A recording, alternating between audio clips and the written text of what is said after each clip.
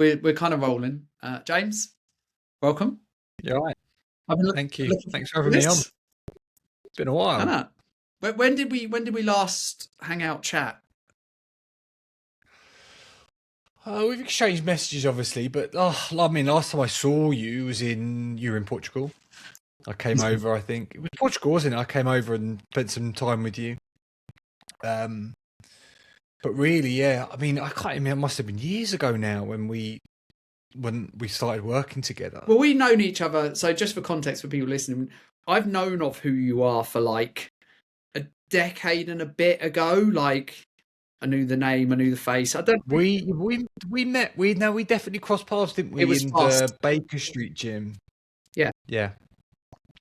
Tell us. Yeah, that was a long time ago. Well over a decade. Must have been a decade ago. What's your background?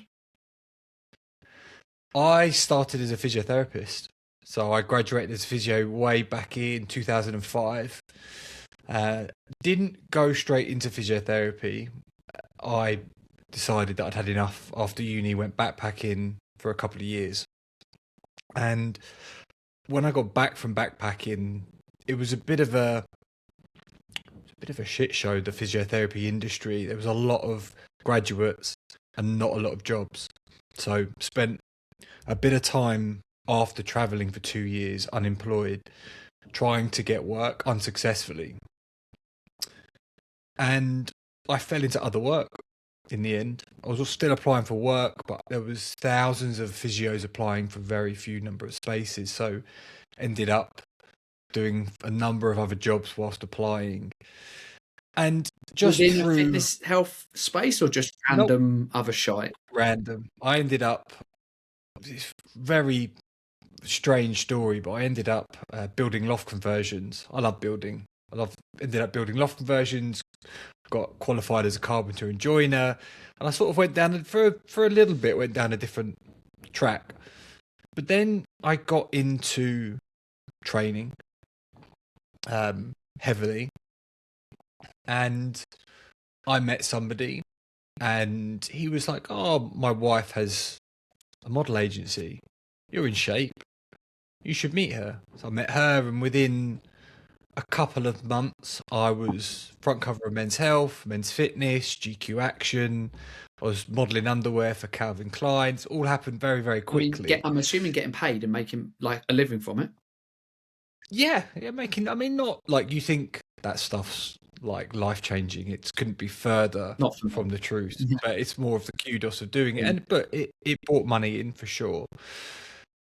But I found the training side of things, I'd always trained my whole life, but I was really getting into it. And I got qualified as a personal trainer. And as I did that, a few things happened. I'm trying to think back. So I was working as a PT, working with FASA, with John Hardy. It was John Hardy, wasn't it? Ran Faster. Yeah. God, that's a while back. God, bring back some old stuff. So yeah, started working there. But as I got back into that, an opportunity came up to personal train a singer called Jessie J. And this was through my girlfriend, who is now my wife, friend of a friend. She was looking for an interviewing personal trainers. So I went and met Jessie J, and my physiotherapy background really came in. She'd just broken her ankle. She needed rehab and personal training.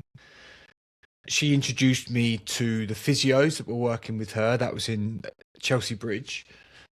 And I suddenly found a little niche where I was the bridge between physiotherapy and personal training. There was this gap in between where nobody was really skilled or knew what they were doing. And I just slotted in, and I met the team at Chelsea Bridge, and they saw the gap as well. And they said, "We want you to come in and work independently, but within our clinic." So I got to work alongside a team of probably the best physiotherapists in London for nearly a decade, and took their clients. They would come, they would treat, and then they would refer to me. I had a studio there, and then I would move them through a rehabilitation process into personal training. Some of those clients I took on myself, some of them I referred out, some of them I had 1 or 2 trainers loosely working underneath me at the clinic. So that went on for about a decade, and that was a really good time. I mean, it's strange, because that to me seems like the opposite way to how I think a lot of people end up doing it. Because I think a lot of people start with the PT and then get a little bit unfulfilled or bored or whatever it is, and then go and think, I'm going to do therapy or something else. Like, I mean, I've done loads of these. A lot of people have done like more mindset coaching or other things like that. Like, that seems an odd way round. Yeah, it is an odd way round, and often when I actually break down my background, I do it in a slightly different way, because it's just easier for people to understand. It's logical for people to think, you know, you've gone through these are the stages that you've gone through.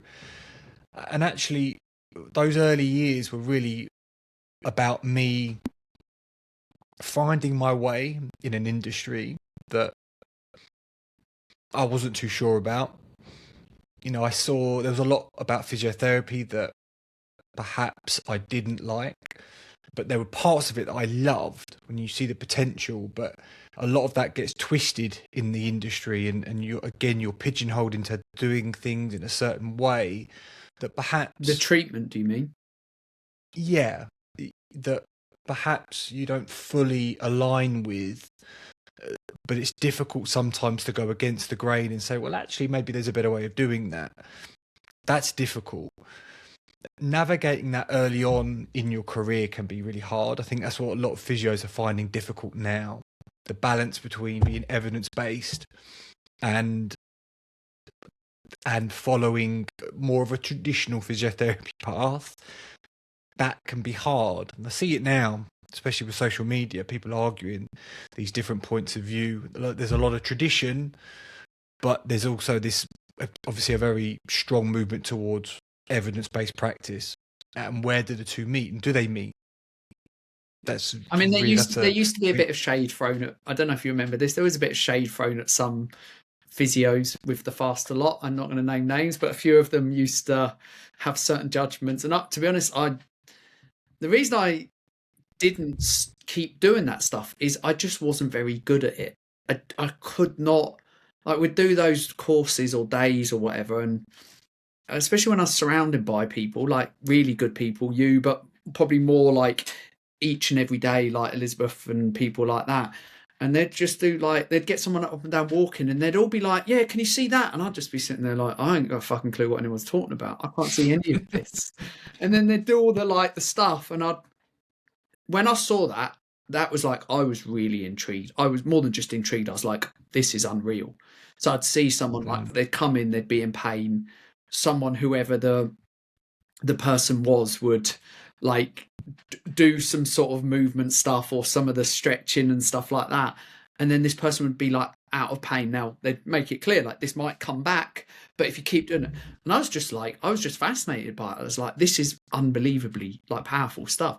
I could just never do it. And I went and did gift, and in the end I checked out after. You meant to go for 3 years, and I checked out after 1 year because I was just like, I just couldn't. It wasn't I couldn't do it. I didn't just give up. I just couldn't see what everyone else seemed to see, and I got a bit. I'll be honest, I got a bit frustrated, and then I checked out. Which is why when I got into the coaching stuff, like I thrived, because I liked working things out. I was actually quite good at the coaching thing, like the more mindset stuff. I was actually quite good straight away, and I was like, oh, I'm pretty good at this. I know a bit what I'm talking about. And I was always fascinated by the stuff people could do. Like, I really would. I thought it was really, like, even seeing John, although he's up and down sort of, you know, certain good things, certain not so good things, but just seeing like the magic of someone like that or some of the other guys. And I was just like, this is unreal. Like, I imagine, like, for you, that must give a lot of sense of like success, achievement, gratification, where you got clients in and they're actually like, I don't know, you meant to say fixed, but you actually like solved the problems that they're experiencing. I imagine unreal. Why I started therapy. I started as a physiotherapist because when I was 15, I had anterior knee pain, and it was stopping me playing rugby. And every time I went down a set of stairs, I'd have this really sharp pain behind my kneecap, and it was stopping me. I mean, it was painful just to walk around, go up and down the stairs, let alone play rugby. Went to see a physiotherapist, and all he did was give me some stretches, and he just said, "Yeah, your quad is tight, basically. Here are some stretches. Here's a bit of manual therapy work." And then he literally got me off the plinth and said, "Just retest it."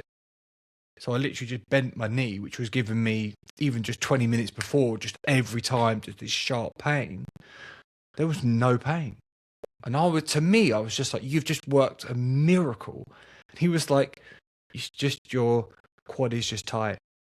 That's it. You're growing. You're building muscle. You're playing a lot of sport. You're not doing any mobility, or you're not really looking after yourself the way you should do." And he gave me some exercises, some stretches, some really basic stuff. But to me, it was mind blowing. I was like, "You've just taken away my pain. You've fixed me," and that I was hooked. I was like, "That okay, physiotherapy." And my mum worked in a chiropractic clinic. So actually access to healthcare, and somebody who was, maybe not a physiotherapist, but someone who was a chiropractor who had clients in on a regular basis. And that whole process just made a lot of sense to me. So from that point, that's what I knew what I wanted to do. It just, I think in hindsight, the period of time after when I graduated, I couldn't get a job in physiotherapy, it might have been a blessing. I may have had a job, gone down like a real traditional NHS route, Enscope practitioner, and that could have been amazing. But, your journey is your journey. And if you'd have asked me at 15 what I really wanted to do, the dream would have been to work alongside the best physios, but do the rehabilitation part, because that's the bit that I loved the most, working with athletes, working on injury recovery back to full performance. That's that little narrow bit, which is the fun bit. And that's what I got. And that's actually what I did. And that was at Chelsea Bridge. What is Chelsea Bridge? Sorry, I should be more. It's a clinic. So yeah, it was Chelsea Bridge Clinic. They're still there now. Still doing great things, Athlete, I'm sure. General population? Both. So lots of general pop, but also lots of very high level athletes as well. Up to, we looked after Olympians, some of the best professional athletes literally in the world. That must be interesting. Yeah, it was a lot of fun. Just seeing the range. It was a broad range. So lots of general population, sure. Lots of people coming in from Knightsbridge way. But also there was a lot of really high level professional athletes, which you realise are just as screwed up as everybody else. And what do you mean? Sometimes can be more. Well, you always think that these professional athletes have, and sometimes they do, but you always think these professional athletes must have everything lined up. Like their sleep must be perfect, their nutrition must be perfect, like everything revolves around. And a lot of the time they're just really broken, and you're just trying to patch them together so that they can perform at the next thing. And they're always overtrained, under recovered. Well, I say always, but a lot of them are. They're pushing right on the edge of performance. But to be that close to the edge, you sometimes have to step over it. And that balancing act, they don't always, of course they don't, because they're always looking to push. And I don't know, just you always think they've got it all sorted and all lined up, but often they don't. And that was always interesting to me. But I think their mentality is the thing that really stood out for me. Like their mindset behind performance, pressure, even like the rehab process, like that's diligent, more diligent than other people. Diligent, but just the mindset of it, that it's overplayed, but this growth mindset, this mindset of, nothing's fixed, everything's improvable, and nothing's set. That I saw it across the board with those guys. Just a different approach, different mindset. I think that's what stood them apart. I think, especially the really top. Do you see the correlation between those and some of the guys you work with now, like more sort of industry people? The guys that have it now, they have it in certain areas of their life. Like, they'll have it for their family. They will have it for their career. They don't realise that for themselves, they have a completely different mindset. The easy thing to do is to say, well, look, if this was happening at work, in your business or in your career, or if this was happening to a family member, what advice would you give them, or what would you do if it? They're very good at that. And when you break that down and say, well, actually, let's look at you, it completely shifts. And that's, again, just experience. I think it's two things. I think it's their personal experience of, I think I know what to do based on what I did 20 years ago. I can't do that now. Therefore, I can't do this now.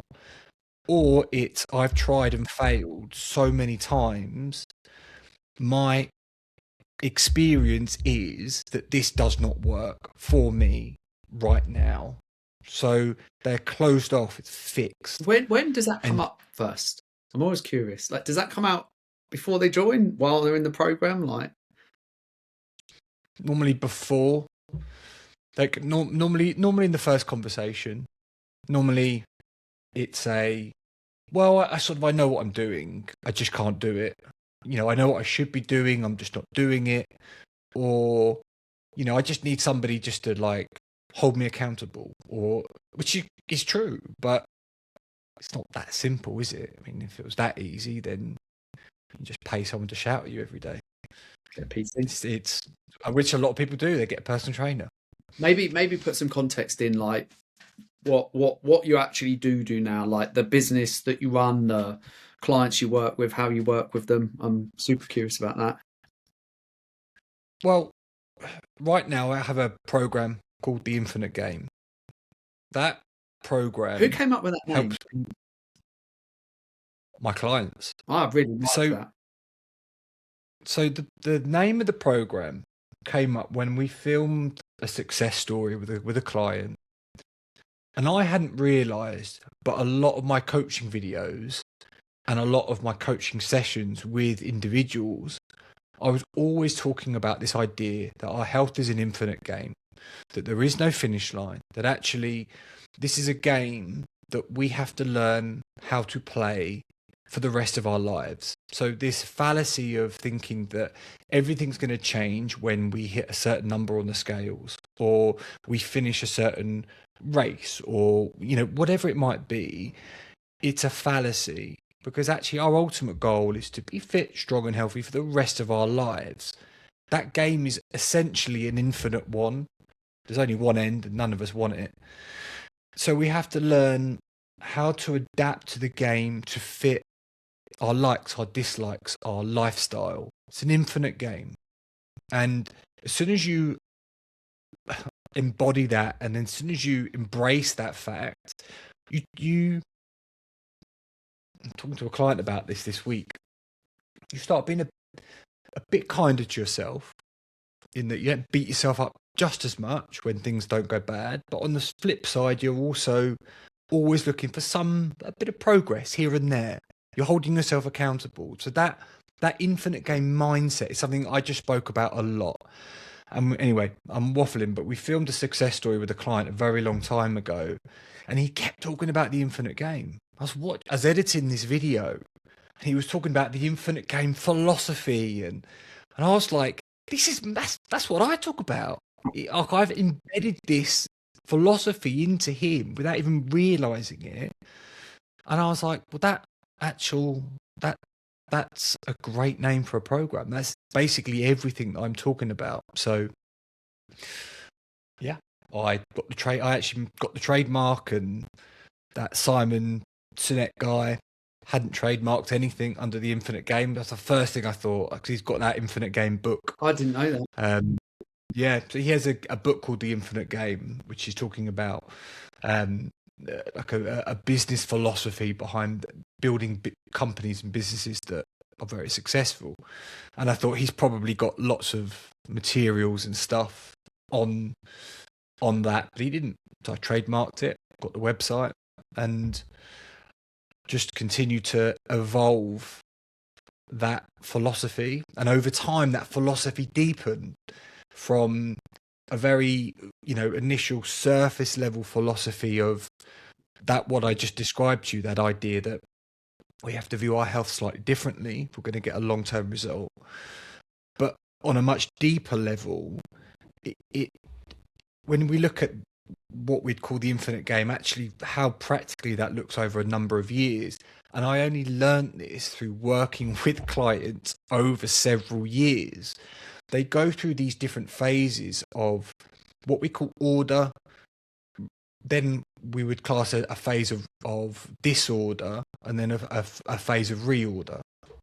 Now, even that framework is not mine. That's a framework that I'm not sure which science philosopher would talk about, but he talked about these three phases: order, disorder, and reorder, and that's how scientific progress is made. And I always knew about that as a philosophy, but I would see it practically with my clients' life. They'd go through these phases of order. Everything was good. They were making progress.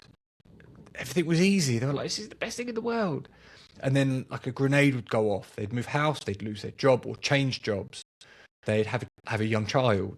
Kids would get really sick. They'd pick up an injury. So, like something catastrophic potentially would happen. And everything would get thrown out the window. And actually what I learned from working with clients for years is that in those phases of disorder, if we can just embed a few things just to stop them going backwards. I always use this analogy of a mountain. If you're climbing up, you're on your way to a summit, whatever summit that might be. A massive storm comes in, a phase of disorder, like a grenade goes off. You've got to dig in. You've got to hold ground as much as you can. You can't descend. You can't go back down because you're just going back to square one. But you need something, like we called it an anchor. You need something just to hold you down and keep you in the game whilst this phase of disorder passes. And then we build them a program, what we call reorder, to slowly get them their momentum back. So that Infinite Game on a long trajectory, that's how we built it out. So it just became this. You keep saying we. Do you mean the proverbial we that all personal trainers say when they're talking about them? Or it feels like there was like a lot of input from clients and quite organic development? Completely organic. Like completely. You always said to me when we started, you often have to let the clients build the program. Like you're led ultimately by the clients showing you what's working and what's not. Like we can all, like when I started this program had a different name, different structure. Really, I mean, it's what I thought they needed. It's like from my experience, and it was good. Like it was good, but I've let the clients, the hundreds and hundreds and hundreds of people now that have gone through it, have shaped it because I've seen what doesn't get done and why. What do people rave about, and what do people sort of leave or not really do or get annoyed about? Like, it's not about adding it. If anything, I've just stripped and stripped and stripped stuff away, and you're left with a very core of the essential and what is needed. And then sometimes you'll get people come in and they need more of a certain area, and you can give them more and you can give them more depth. Sometimes they need even less and you have to strip it back even more. And that's where the bespoke nature of a program comes in, sure. But it's ultimately, it's all from them. I mean, I'd love to take credit for the program that I've built, but essentially it's just been molded through years and years now, and hundreds and hundreds and hundreds of working with these individuals one-on-one. I mean, they even came up with the name, really. I guess the sort of not the argument, but I could contend that you were bright enough to listen, and like, I think the best marketers are the people that just listen well. Like, they just listen to what people say. It's like monkey see, monkey hear, monkey do. Like, and I think that you have to be willing to listen to what clients are saying while also giving them guidance as well, by the way. Like, how long is the pathway then? Like, that you're, like, clients sort of, it sounds like it's developed a long way from just 12 weeks. I guess, by the way, it's also very clever, because what we're also fighting against is people thinking that they can come and do this all in 12 weeks, which, by the way, as marketers, we also need to show them that they can have a progression in 12 weeks, for sure. You know, PN used to massive fucking admiration for everything that they've ever done in the industry. I know at one point they used to get a lot of their clients, personal trainers, to sell a 12-month online program off the bat. And I was like, I'm decent at selling, but I'd find that quite difficult, which is why I was like 12 weeks, 12 weeks when we start. But then as you progress, you know, you get a bit more ability to sell maybe, and certainly sell the long journey. So how long is the whole thing now then? If I came and joined, is there a pathway to hang out for a few years? So the initial pathway is the same. It's a 12-week program. We have a week onboarding with 12 weeks. I think it works because when people join, they have, I think, in my humble opinion, they have a very limited vision on what is possible for them. Agree. And so you have to set that vision. You have to meet them where they are with that vision. And a 12-week program is a realistic time frame for people to get a significant result, and for where they start, often what they want, 3 months is enough. The job then, and whether that's continue coaching with me or whether that's just they continue on their journey, it's to shift that vision towards the end of the program to something bigger. And that isn't just to upsell them into something, it's for them. They need, I learned this from you, this idea that when people start a program, they're in a lot of pain. We talked a lot about this, pain to pleasure. When they come towards the end, that pain has dissipated drastically. And if you don't reshift what they're focused on, they just sort of hang, like they just sort of meander and don't really go anywhere because they need purpose. They need progress. Purpose and progress are huge. If you have them, if you're getting progress towards a higher purpose, you could do nearly anything for any length of time. Without it, you meander, you hang about, you sort of go back into old habits. So I think a job of a coach towards the end of a program is to realign their vision of what's possible for them. And the best thing about it is they're very open to that because you've shown them how easy it is to get to this point. They just snapped your hand off at the start of the program to get the results. Now you go, well, if you can do that in 3 months, what can you do in the next 6, 9, or 12 months?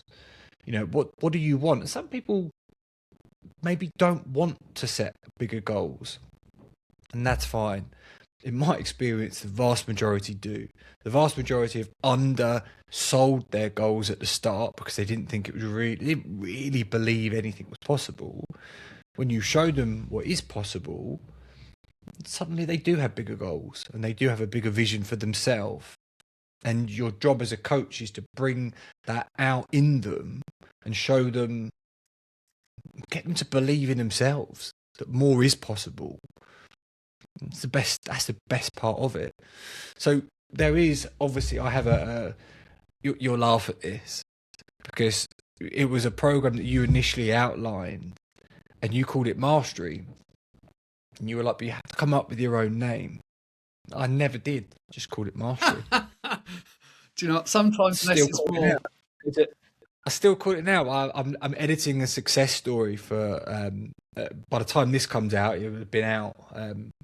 A guy called Rupert, and it's funny. He's in Mastery now, and he talks a lot about mastery and the vision that we have set for him, and what he's going to achieve moving forward, and why it's important to him. But he talks about mastery, and it always makes me chuckle because I should have changed. Probably needed to market that as a marketable name, but I don't. Just Mastery. That's it. To me, that's what it is. It's mastery of your health. Is it a good community? Is it a community? Is it a good community? I can't hear you. Is it a good community? Yes, it is. It is. It's a good community. Look, the program, how I deliver it has changed a few times. So about 3 years ago, I moved it to a group with you, actually. So that must have been about 3 years ago. We moved it to a group program. And that group program went on for probably about 3 years. And as a business, there's been new opportunities that have arisen. And look, the coaching space has changed drastically over the last year and a half. Some have been good changes. Some have been maybe not as good. There was definitely a golden period with coaching where not everybody was doing it. And there was less dross out there. Now there's a lot of dross out there, and there's a lot to compete with that I think is just utter nonsense. Do you know, have you heard of the market for lemons? Yes, it's from you, I think. Yeah, it's a sort of a guy who won a Nobel Economics Prize, and he's basically talks about that you get an industry, and he uses he won I don't know, maybe 20 years ago, 30 years ago, they won a Nobel Prize for it, and he's like, in used cars, they use that as an example, and it's like the bad apples, the bad situation pulls the level of the whole industry down. And I think what happened is that because of COVID just opened the world up, and people could make good money relatively simply.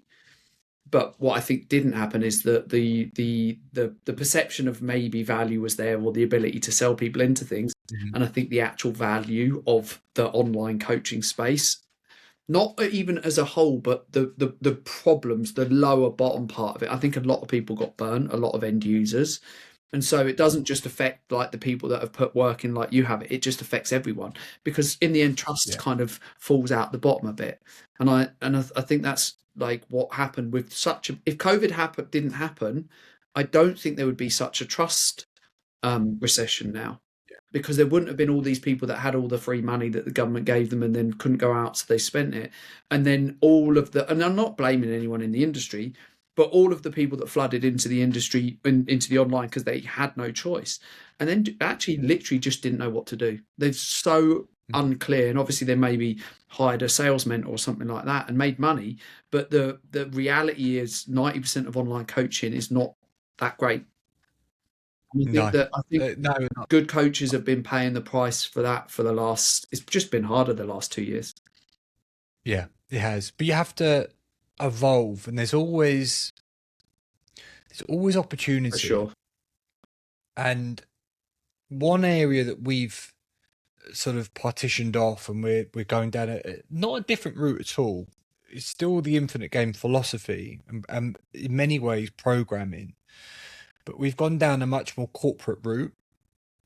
Through a lot of the executives that I've coached over the years, you know, it was all one-on-one with the execs. But they saw that how improving health, recovery, energy levels, the impact that had on their capacity for work and consistency at work. It didn't take long for some of those executives to go, well, if you could do this individually, can you do this with a team?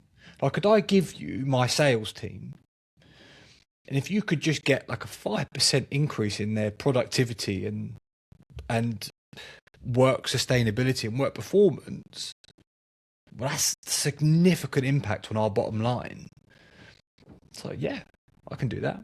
So I started coaching teams, and we started with sales teams. Sales teams are amazing because they love a bit of data. Oh my God, do they love data? They track everything. How many emails are sent, how many phone calls are made, their productivity, their turnover, their pipeline acquisition, all these things. So it's very easy to work with a team for a 3-month period, three calendar months, and then have the company feedback and say, well, find for me, can you see any impact in what we've done? Because I can track all the data on my end. I can show all of their subjective assessments improved across the board. They're stronger, fitter, sleeping better, recovering better. Anecdotally, everyone's, but is there any data, hard data, that this has improved bottom line? And they're coming back with these, with some really amazing results. And when we got those results, I sort of knew that they were going to come, but having it in black and white from the company's perspective is powerful. But the problem that I then had was, okay, I have a coaching methodology which I know can improve productivity, pipeline attainment, all these things, reduce attrition, burnout risk. Brilliant. But then if I have a company that go, well, we have 3,000 employees dotted between UK, America, and then 25% are dotted all over the world. Can you coach 3,000 people? It's like, no, I can't. Do you even know where to start with 3,000 people? No, I don't. And that's a small company. Some of the companies I've been talking to, like Microsoft, they've got hundreds and hundreds of thousands. Where do you start as somebody with a coaching methodology, coaching that's gone from one-to-one to a small group? But that question just sat with me for months, and this was about coming up to a year ago. How do I build something that can cope with that amount of people and impact that amount of people?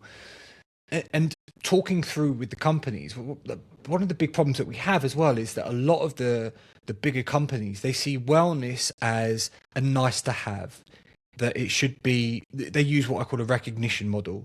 If you've done well, you get health coaching as a perk, as a plus, something that would improve your performance, but something that the company's paid for you as a thank you for really working hard.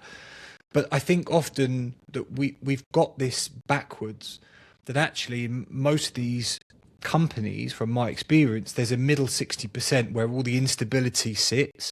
You've got like this 20% at the top, which are like top performers. They've got all of their stuff in line most of the time. You've got bottom 20%, which are people we call unstable, low capacity. You've got this middle 60%, which they've got the biggest headroom, the biggest room for improvement. But that 60% can be big. It's a lot of people. So how do you open up a conversation with a company with 10,000 employees and say, this is what you need? You need something initially to show where everybody sits on a continuum of how much capacity does everybody have in terms of performance, in terms of cognitive capacity, and how stable is that capacity? Because you can have people that are performing extremely well, but their actual stability is very low, which means they're overperforming, high risk of burnout and attrition. So anyway, this got me down an absolute rabbit hole for about 3 or 4 months of like building stuff out, going through things, a few different approaches that didn't work. But we are now building something. I've taken on an equity partner who has a tech company behind him, and we are building something which is going to tackle that problem, and it will help people manage this at immense scale. And it's not been done before. Like, we can't find anywhere that is anyone that is doing this. And I could not be more pumped about it. We're still early in terms of we're still building out, the algorithms being built out, the actual data set is being developed, and we're refining it all. But to have something that I essentially built from an idea at my desk to now looking at what this tech team have built and are putting together is pretty incredible. Who would be competitors? Like, if I could get my head around it, like if you were to sort of say that a nearest competitor, who would that be? Companies in-house will do engagement surveys, so they wouldn't necessarily have a direct competitor for what we're doing, because essentially what we're doing is say we're going to measure capacity and stability across the entire organization, show you where you're vulnerable, where you're strong, across 4 different what we call pillars in different areas. We can break that down by team or location or however we want to break it down. But then what we're doing on the back of that is saying, okay, here is the implementation of the infinite game of how we can then move those. It's all broken down into curves. So it's you imagine like you have an even distribution across a company. What we show is how the infinite game has an impact on those distributions. So where people are vulnerable, where companies are vulnerable, where people are high capacity, performing well day to day, but low stability, like how do we intervene? In what area are they struggling? Are they struggling with recovery? Are they struggling with their general health? Are they struggling with communication, connection to the company culture? But companies do try and... So this has grown quite a bit beyond health and wellness. Yeah. I still coach, but you have to look at, for me as well, it's always about, look, I still get excited coaching individuals. Like I said, I've edited a success story, finished it this morning, and I've just messaging Rupert this morning with his success story, and he's thrilled with it. And I still get an absolute buzz from that, because hearing him, it's like hearing the success stories is always good to stroke your ego that you make, it's just nice. But this avenue of it's not just the scale of it, it's just that it's such a challenge. Like, every part of it is a challenge. The conversations with top level executives in these companies explaining this and trying to shift, like we talked about at the start, this idea of shifting a mindset of somebody who comes in with a fixed mindset in their health but growth in every other area. A lot of the challenges with the conversations with the companies is shifting their mindset from, this should be a recognition model. Let's give you the top 20% and invest in those guys and those individuals because they have invested in the company they're performing from. They are the people with the smallest headroom.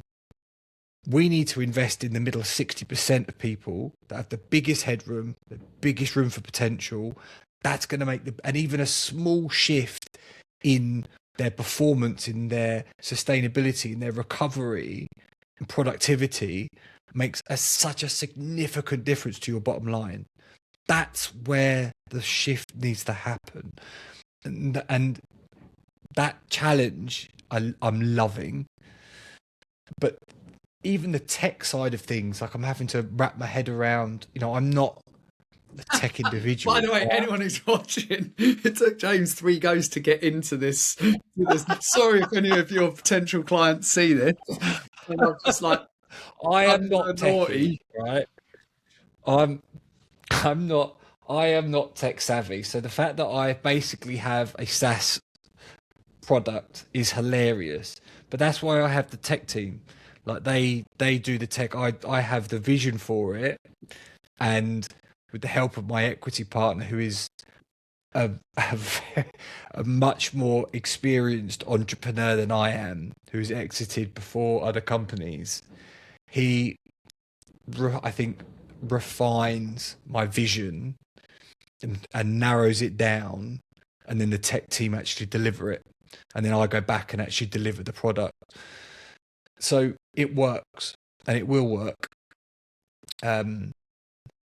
But companies do try and do this. It's not like companies aren't aware of this problem. I haven't figured out this problem. That companies are more than aware of this, but they'll typically tackle it with pulse surveys or annual surveys or engagement surveys to get a feel for what their workforce are saying. And then yes, they will, if they're good, they will make changes off of the back of that. The problem is that they're not always health and fitness related. You know, a survey, especially like an annual survey, you're taking a pulse of sentiment at that period of time of the year, which sometimes could be addressing a problem that may have happened 6 months ago. So the idea of actually going in and doing more regular, smaller but more regular assessments and being able to feed back hard data to these companies about how the investment on a health and essentially a health and cognitive performance program, the difference that's making in real time, that's incredibly powerful. It's difficult to do. That's what we're trying to build now. But I think what we've built does it. And that's incredibly exciting.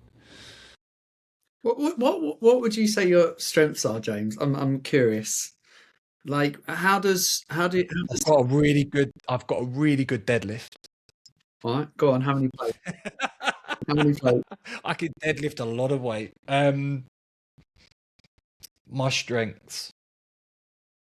Because there's a lot. I mean, what I find really That's a interesting about horrible this. question. I hate that Well, I'm going question. to come back to it. Then. I don't want to talk about my strengths. What I find interesting is like someone could watch this and they're like, by the way, I think that you're right with the idea of there's opportunity, and I think there's a lot of people looking at opportunities like this. I would argue 99.9% of the people are ill-equipped, and they're certainly not doing it in the correct order. Like to try and do this kind of thing after having not done any of the last 7 years or 5 years of all the stuff you talked about, like you're just not going to get very far, really. You just don't. It's very hard. So to sort of, I think this conversation piques a lot of interest in a lot of people, because I've spoken to a lot more people recently, or I've spoken to a lot of people, and more of them recently have been talking about corporate. It wasn't that they weren't 5 years ago, because I think it is a growth opportunity, but I think most people have got no chance. So I'm curious how you've put yourself in that space. Like what have you? Why are you? What do you think you're good at? I think why I've positioned this quite well, I think, in the corporate world is that I've done a phrase you always stuck with me that you said was time in the trenches. I have done years and years of one-to-one and group coaching with very high level executives for a very long period of time. So I know the problems that they face in their own life and at work, how they think, and how to get them to where they need to be. And I think a combination of understanding them and how they think, but also building up a network of individuals that I can just WhatsApp and A, ask for advice, or B, ask for a contact, or C, ask for a meeting or a pitch, and they'll give it to me because they believe in what I do and have faith that what I deliver is quality and will have an impact. I think without that, you are really going to struggle. I think you need access. You need a foot in the door to start with these things. So I would say time in the trenches, coaching execs, it is really what's put me in this position. I've also got to say that I have got very lucky with my equity partner, in that this may well have sat on my desktop as an idea for a very long period of time while I tried to figure out how to actually get it to market. And in reality, I was probably a little bit naive what was required from a tech standpoint, and practically how, I mean, we're still very early, but I think you need somebody. I need somebody that has more experience in this area that can streamline my river of consciousness into a product that delivers, that works on a corporate level. And having that, I think, has been invaluable. Because I remember it took a while to just even get things moving when you first went online. It didn't happen straight away, did it? No, it didn't. It didn't.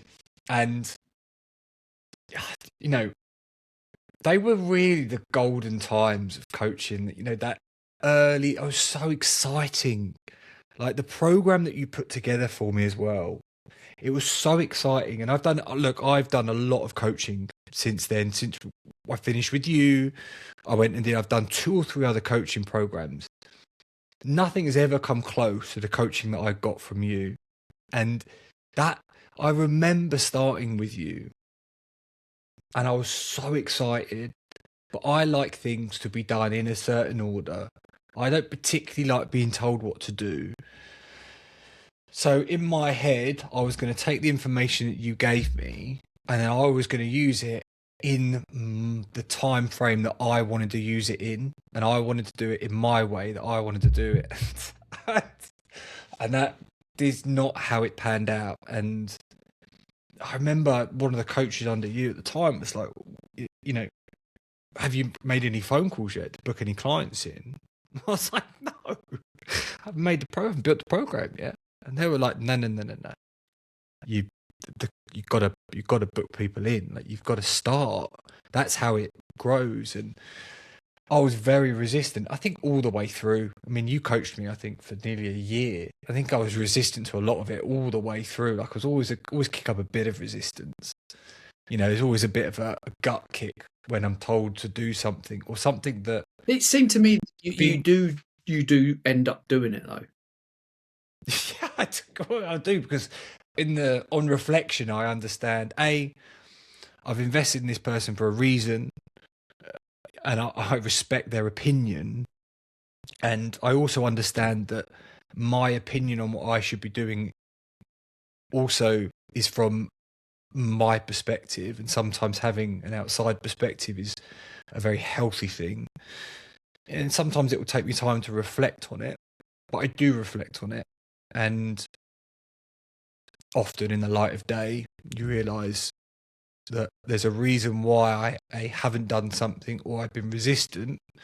If you can get to the bottom of why that is, that's normally the problem. And it's not normally...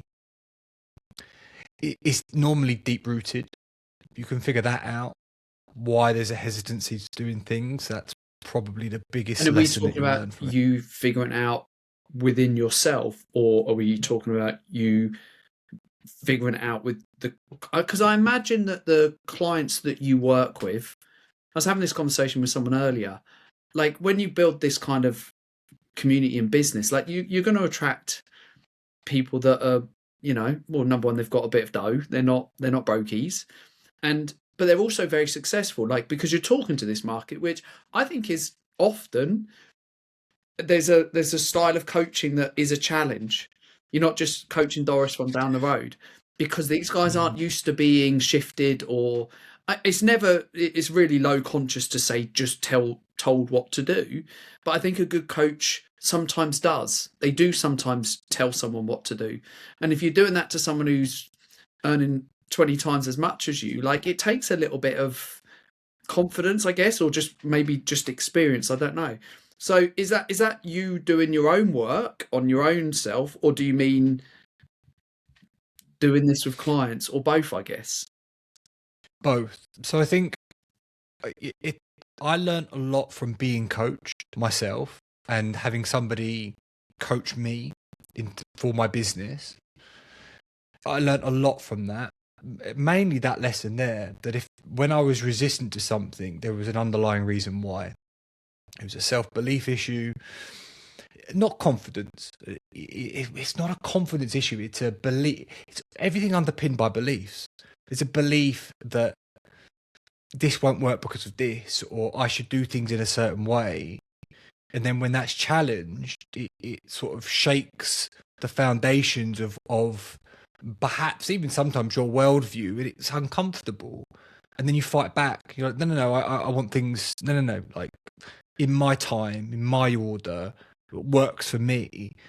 That's not how it works. Like sometimes you need to be shaken a bit, and you need to mix things up in terms of doing things that perhaps you weren't doing before.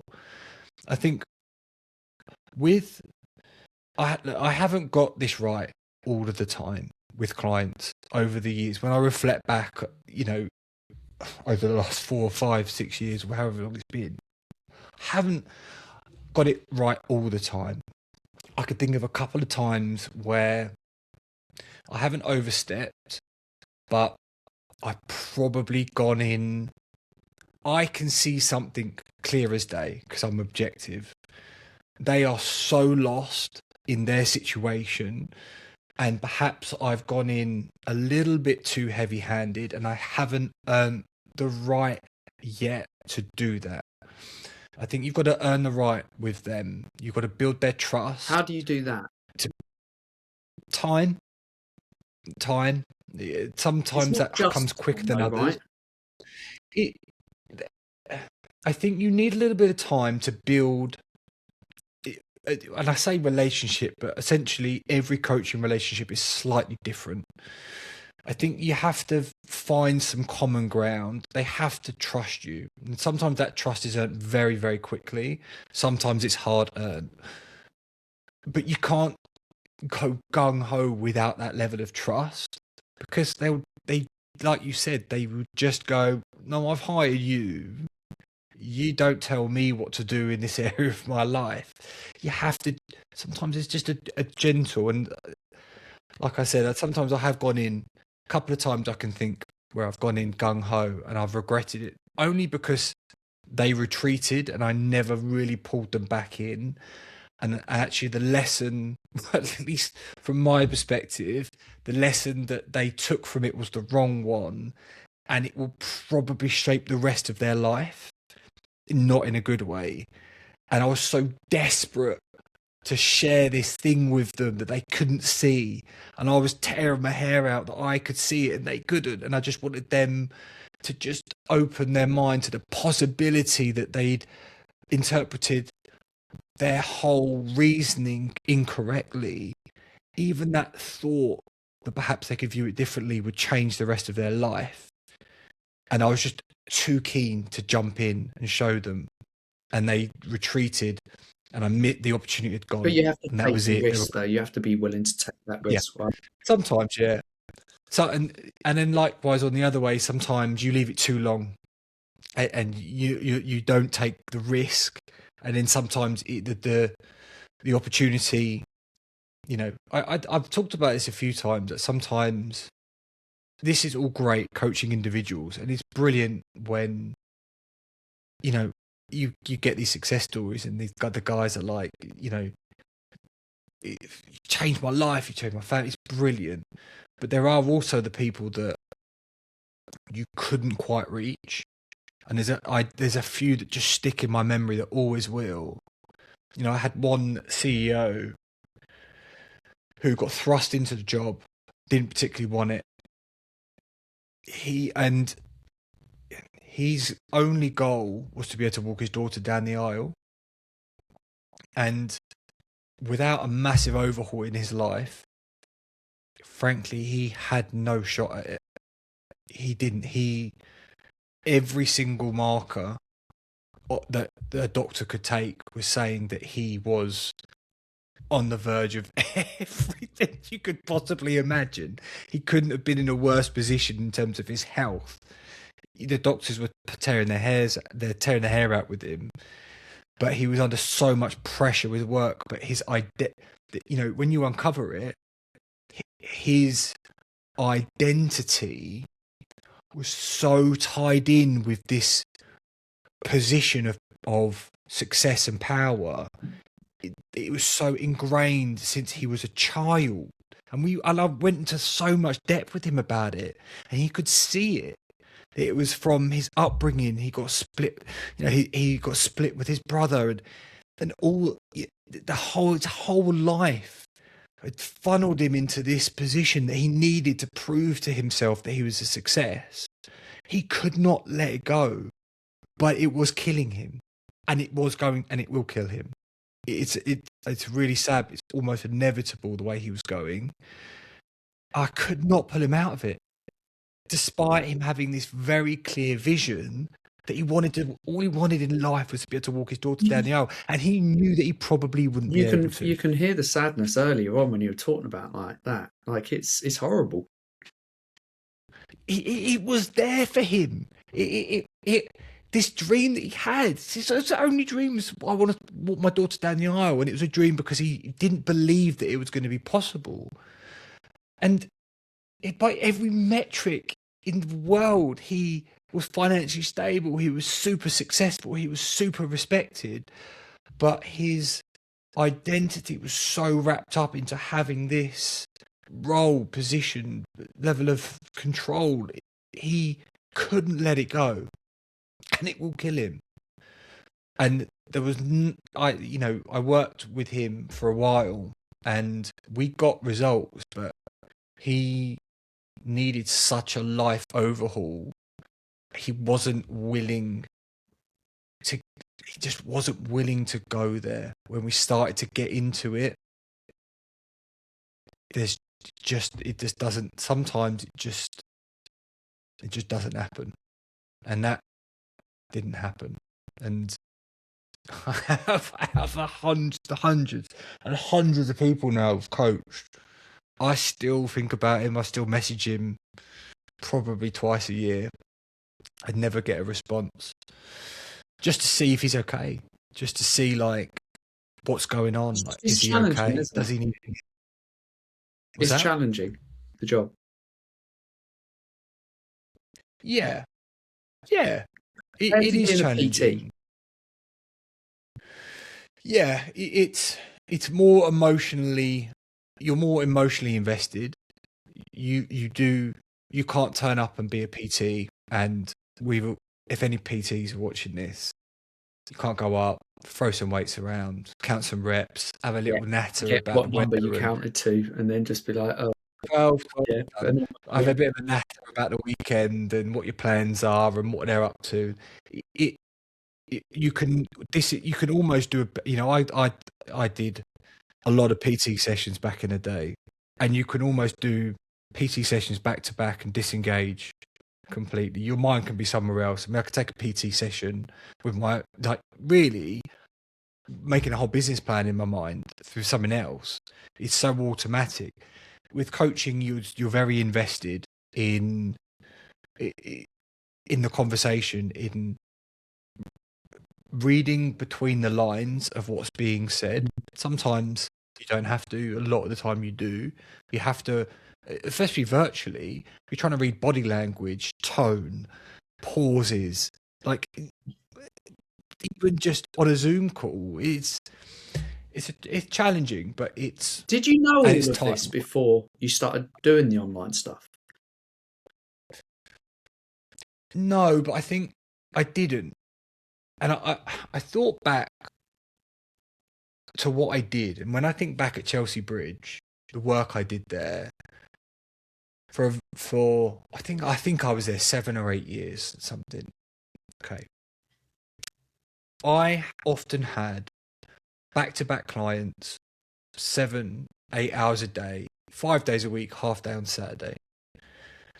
And it was a lot. And so from watching somebody walk in, I'd have to often do an assessment, treatment plan, train them, give them a plan. Within that, I'd have to read how much they trusted me, how much rapport I'd built with them, how hard I should push them. Did you know or how that little. you were doing that, or were you just doing it? You just do Yeah. it. And you learn that through repetition and over a number of years. So I think I got quite good at picking up cues very early, reading tone, body language, and then with a bit of a conversation, understanding what that person's thinking or feeling. I think I got good at that just through They call it a number unconscious of, competence, right? yeah. I think just that contact time, having almost the conveyor belt of a clinic of people, and anyone in a clinic will understand that you have a conveyor. It sounds heartless, but essentially a clinic is a business, and they run on an hourly or half hourly or 45-minute schedule, and they will book you back to back. So you are just on just patient after patient, client after client. So you don't have time to think about it, but I think over time you just develop a skill set that enables you to assess and analyze and build rapport very, very quickly. And I think that transitioned quite well into coaching. I hope it did anyway.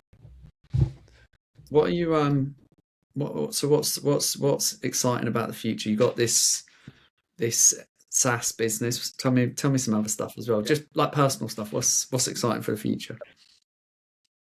What's exciting? More fishing this year. Did I More know fishing. this?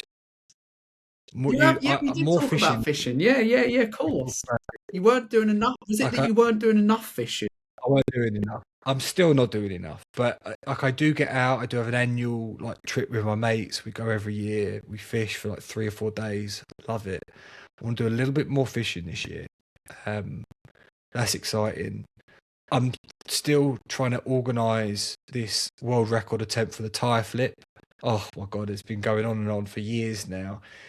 I've been very lucky in that I've got a couple of people that are helping me with it now, secure a charity and a site.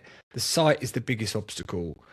It needs to be in a certain location. It needs to be certified flat. We're having difficulty logistically getting the event organised. It's a lot more of a challenge again. Very naive when I started looking at this. The organisation of the event to get the world record is quite difficult. So I've got a couple of people helping me with that now. And I'm hoping to do that in the summer this year. I'm very excited about that. Again, just to get my name in the Guinness World Records Physically, books. would you be in the right place, and it's all the other stuff that's the challenge? I could do that. I could do the record now. I mean, I've trained for the record twice, and I've spent many months flipping very, very heavy tractor tires. So I know physically what the record requires. I know that physically I can beat it. I think it's just timing, getting the event right. Doing it in a way that raises a lot of money for charity as well.